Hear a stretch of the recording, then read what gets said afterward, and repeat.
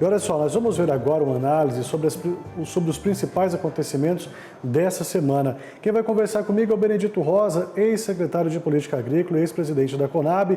Meu amigo Benedito, seja bem-vindo, ótima noite para você. Sempre uma satisfação recebê-lo aqui. Está aí com o seu copo de leite como sempre, né, meu amigo? Boa noite. Boa noite, Thiago. É que eu não quero ter osteoporose, preciso ganhar peso, por isso eu quero a minha dose de cálcio, magnésio, vitamina D. Thiago, esta foi uma semana movimentada para o agro. Na quinta-feira, ontem, portanto, houve derrubada de vetos de projetos de lei que o presidente da República havia inserido vetos, duas. E ontem também foi publicada a medida provisória sobre importação de arroz. Vamos comentar. Com relação à lei 14.757, que trata da regularização de terras na Amazônia, o presidente Lula havia apresentado 10 vetos. O Congresso derrubou 9 dos 10 vetos para facilitar a transferência, a regularização de terras na Amazônia. O outro problema ontem para o governo foi que a Lei 14.785, de novembro de 2023, que trata da aprovação, registro de pesticidas, que eu estou entre os que preferem chamar isso de agroquímicos, ou defesa de defensivos agrícolas. O presidente Lula havia apresentado veto para 17 itens.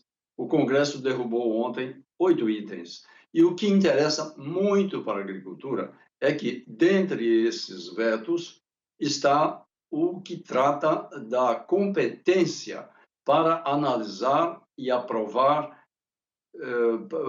produtos ou principativos, enfim, produtos que geram mais à frente a fabricação de defensivos agrícolas.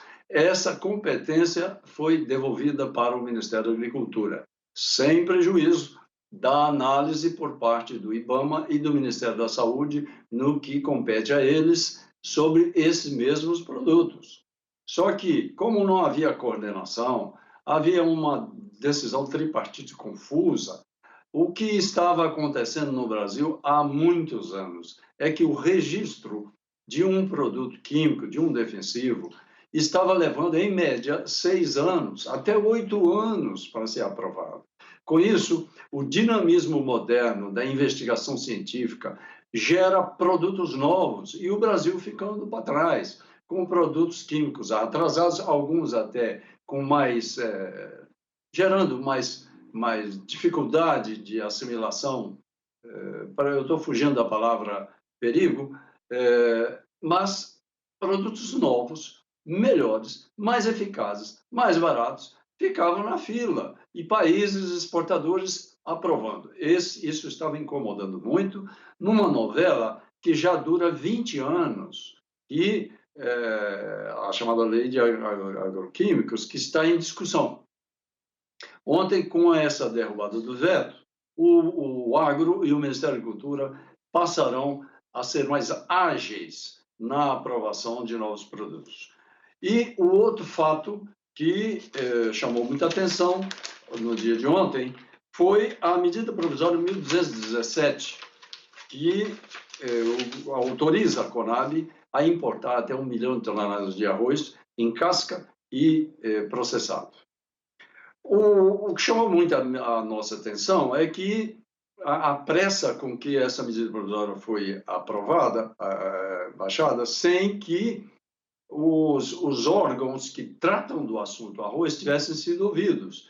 Por isso, o Correio do Povo de Porto Alegre, no dia de hoje, publicou uma nota ao público de esclarecimento por parte do IRGA, da Farsul, Federarroz, FEArroz, Sindicato das Indústrias de Arroz, Sindicato das Indústrias de Arroz de Pelotas, todos afirmando que não há risco de desabastecimento de arroz. E também a Associação Gaúcha de Supermercados publicou também declarações no sentido de que os supermercados estão recebendo normalmente os produtos de seus fornecedores, mas que admite que em Porto Alegre e na Grande Porto Alegre, segundo a frase do presidente da associação, ainda enfrentam pequenas dificuldades. Talvez não tão pequenas aí, mas, de qualquer maneira, chama muita atenção os dados apresentados nessa nota ao público, de que isso interessa para todos, de que 84% da área semeada com arroz no Rio Grande do Sul já havia sido colhida e está armazenada em silos, não sujeitos a perda, ou pelo menos pequenas perdas apenas. Isso significa que, com a produtividade que se obteve no Rio Grande do Sul, por sinal muito boa, em torno de 7 mil quilos, a safra deste ano de arroz será de aproximadamente 7.150.000 toneladas de arroz. Isso é só 1,2% menos do que a safra no ano anterior. Portanto, aí entra um argumento dos supermercados que é difícil contestar, de que, como o governo, sim, está criando possibilidade de especulação ao levantar o tema do desabastecimento, que, segundo eles, não haverá. Aí sim pode haver especulação. Esse nós vamos aguardar, desenrolar nos próximos dias e semanas, mas eu não gostei da ideia de compra de 1 milhão de toneladas de arroz num mercado internacional complicado, que é o do arroz, e custo alto para comprar, trazer. Quando eu era presidente da Conab, tinha que administrar esse assunto, me incomodava, porque é preciso evitar perdas, desvios, armazenar, depois licitar para vender, e no caso aí para pequenos supermercados, e esses vender para consumidores selecionados, desvios, dificuldade, custos, e isso tudo significa custo para o erário, custo para a nossa situação dessa fiscal. Esse recurso estaria sendo aplicado, segundo essas entidades, e eu acho que elas têm fundamento no que dizem, desnecessariamente. Então, isso foi no dia de ontem. Esses foram os fatos que mais chamaram a atenção nessa semana. Agora, um fato positivo, quando é positivo a gente reconhece, é a portaria do Ministério da Agricultura, publicada no dia de ontem, estava aqui procurando o número dela, mas não encontrei, que flexibiliza as normas para a coleta de leite no Rio Grande do Sul e Santa Catarina. Muito bem, Ministério da Agricultura, isso foi oportuno e necessário.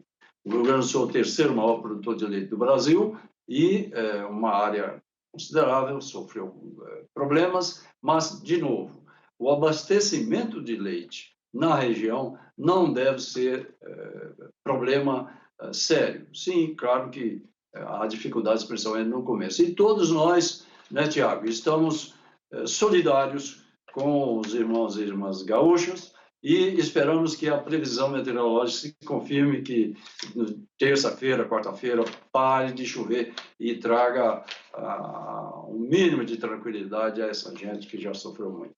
Bom, pelo menos é o mínimo que nós esperamos, né, Benedito? Amigo, eu quero agradecer mais uma vez a sua participação aqui com a gente, trazer o seu ponto de vista, a sua análise dos principais destaques aí que movimentaram a semana nessa semana, né, principalmente no dia de hoje. E é claro que a gente volta a se falar na próxima sexta. Um grande abraço e até lá. Abraço, boa noite, Tiago, boa noite a todos que acompanham. Grande abraço.